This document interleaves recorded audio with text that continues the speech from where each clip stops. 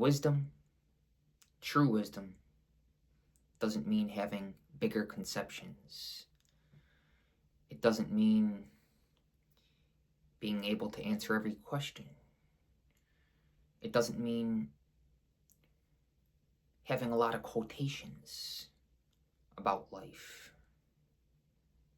A lot of people have a lot of quotations about life, but no life. So wisdom is having a life, being life, life itself, eternal life.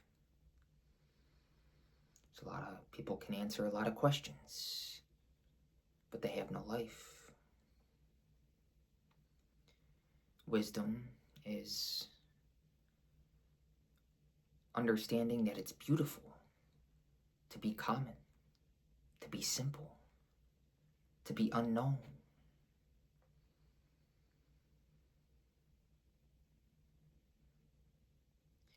It's realizing that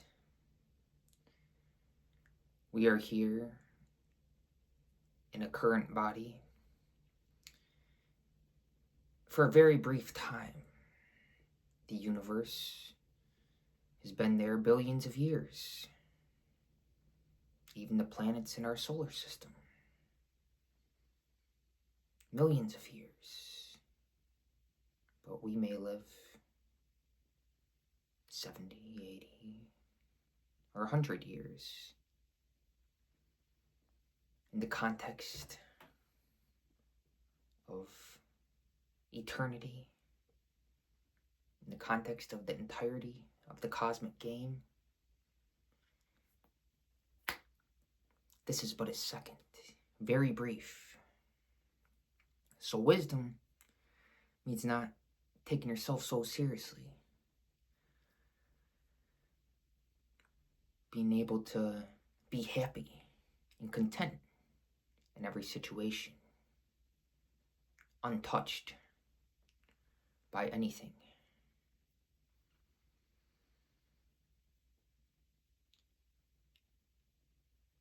And at the same time touched by everything, by life, having a spiritual sensitivity, a sense of equanimity and harmony, whatever the situation may be. This is wisdom, being able to walk through life and see its beauty, see its sacredness and sanctity.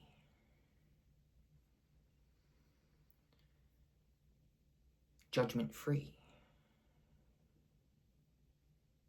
Being a friend of everybody, whether or not they perceive you in that same light. You include them as a part of you in all that you do. For this is the truth. Life is all-inclusive. And remember, wisdom means having and being a life. And doing is a natural consequence of wisdom. Action manifests as a result of the life essence within us. And thus, wisdom is knowing life in all its abundance. Again, not taking ourselves so serious. Realizing our own foolishness. Because once you realize that you've been a fool, then you're no more a fool. You become wise. But if you take yourself so serious, and don't see things from an expanded, a higher context, then the natural result is being foolish.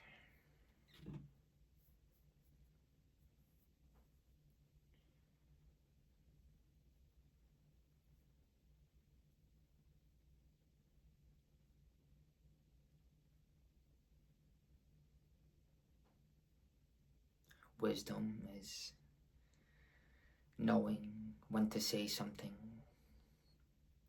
and knowing when to keep silent. Knowing that some things don't need to be said, are left better unsaid.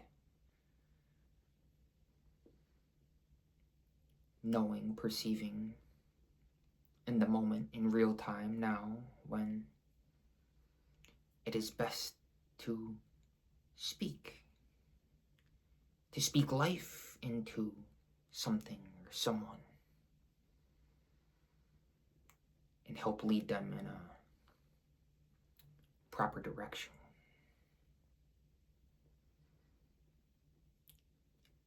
Having an intuitive knowing,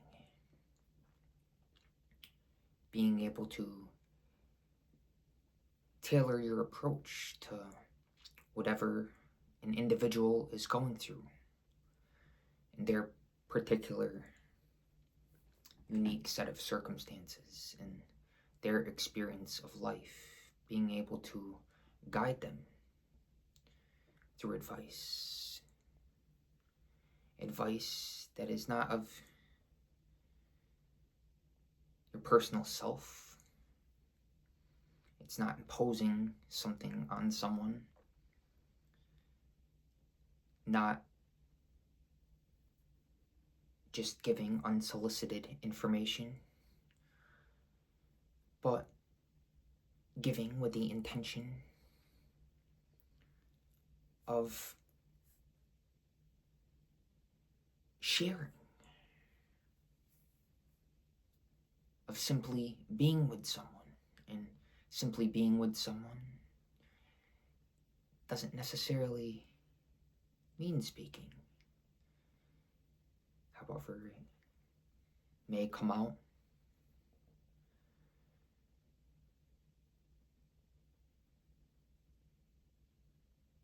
or it may not.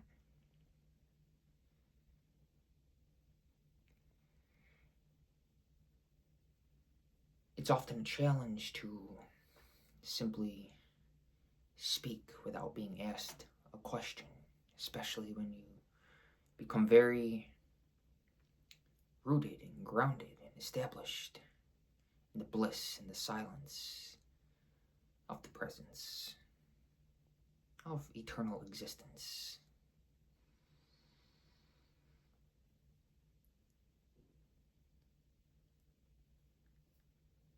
So you know that this comes from that permanent state of consciousness itself, which speaks, not pre-written, not pre-planned. We could say it's improvised. Perhaps that's not the best label. See, this is where we can get hung up on concepts, because one is only gonna understand something from their level of consciousness. There's different levels of interpretation based on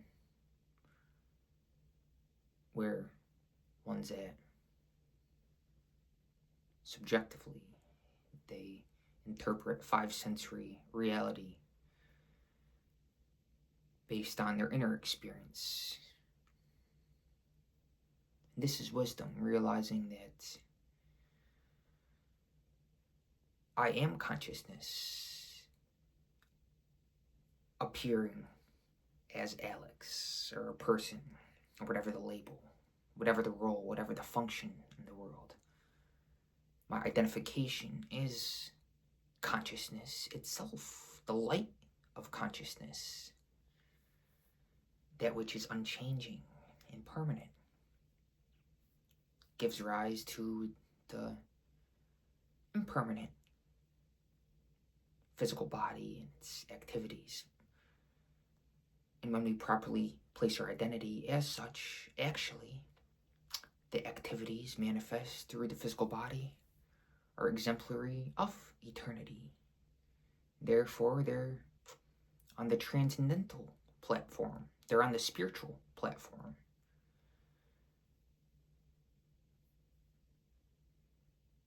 because one has eternal bliss, whatever circumstance, contentedness, and knowledge. Not necessarily book knowledge, not the accumulation of information, but the knowledge, the fundamental knowing of being and knowing thyself.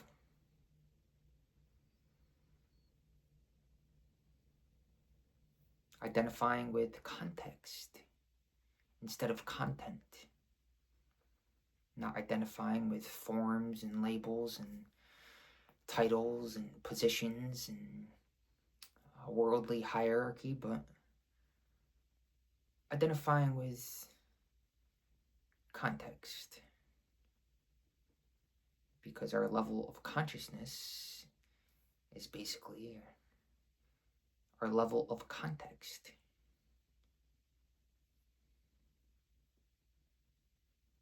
(11:11). And at a high level of consciousness, we realize that synchronicity is continuous in ways that are unexplainable by logic, intellect. Things are manifest right before our very eyes in real time. That is a form of guidance. God speaking to us, saying keep going, because the heart knows. The mind likes to argue and think, analysis paralysis. However, the heart knows and keeps going with persistence and patience and intuitive knowingness that God's got us.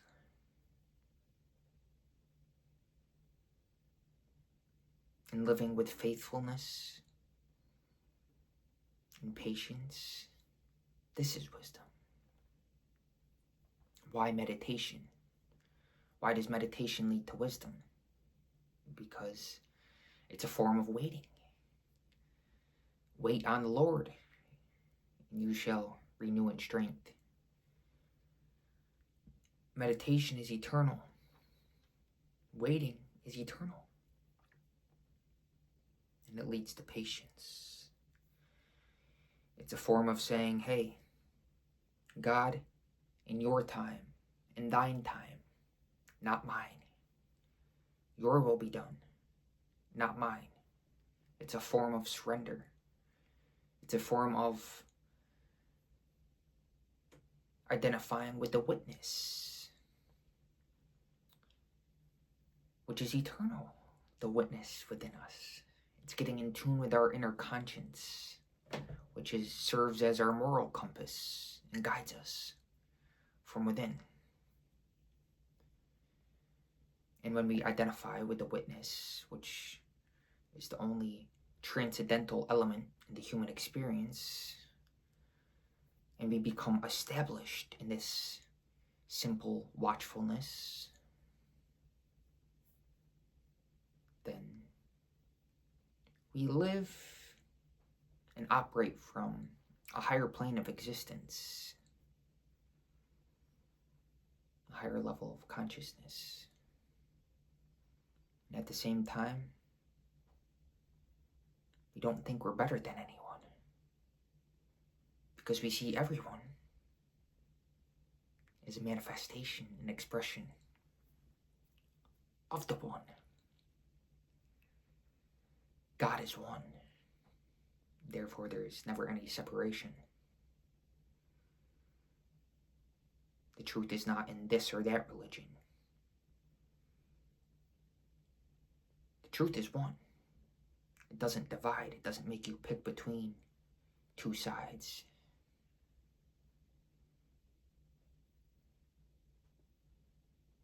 The truth is in unity, when we unify. The truth is knowing there's only one time, now. Because when we know this, we have a life. We are a life. eternal life, that which is beyond birth and death, bears no disease, doesn't have old age, because that which is life itself is beginningless and endless, can never be born, and it can never die. Energy can only be transformed, not created. All is already here.